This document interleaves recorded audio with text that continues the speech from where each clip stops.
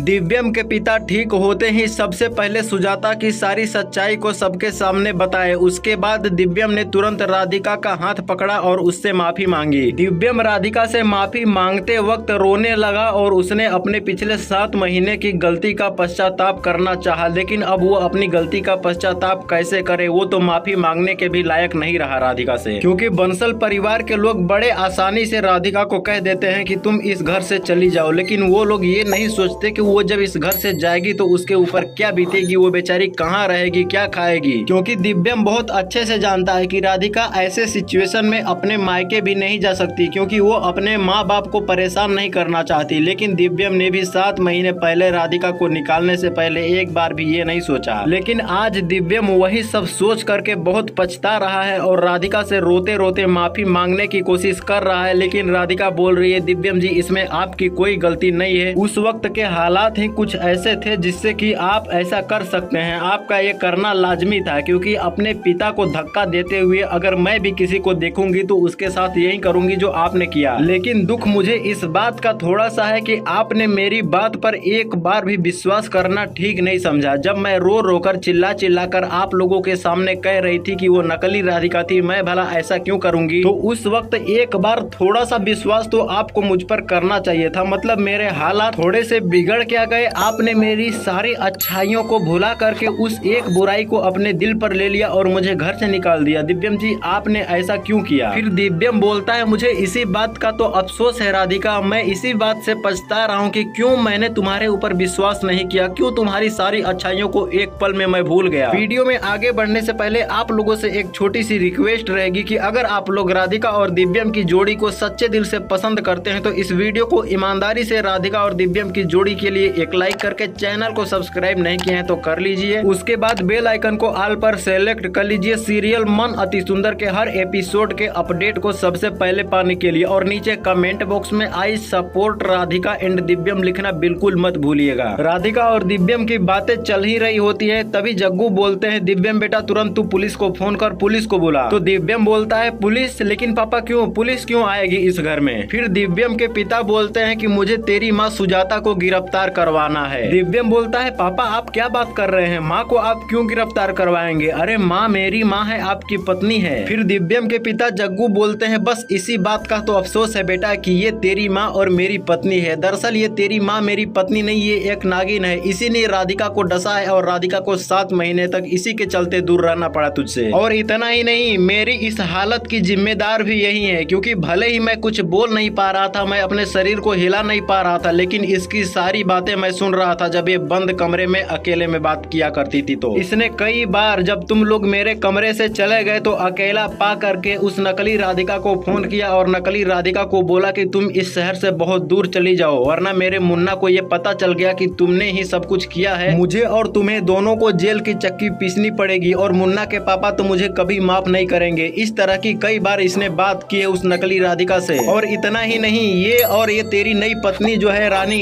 इन लोगों ने भी मिलकर राधिका के साथ नई नई चाल चलने की योजना बनाई है। और इतना ही नहीं, राज की बात तो ये है कि मैं 3-4 दिन पहले ही ठीक हो गया था, लेकिन जब मुझे पता चला कि सुजाता ही मेरे घर की नागिन है तो मैं नाटक करने लगा कि मेरी तबीयत खराब है, ताकि मैं सारे खेल को समझ सकूं और सच्चाई का पता लगा सकूं। लेकिन अब मुझे क्लियर पता चल गया है कि सुजाता ने ही सब कुछ किया है। आज तक राधिका के साथ जो भी हुआ है उसकी जिम्मेदार सुजाता है। आगे का अपडेट आपको अगली वीडियो में बताएंगे, उसके लिए चैनल को सब्सक्राइब करके बेल आइकन को ऑल पर सेलेक्ट कर लीजिए, बिल्कुल फ्री है ये सब।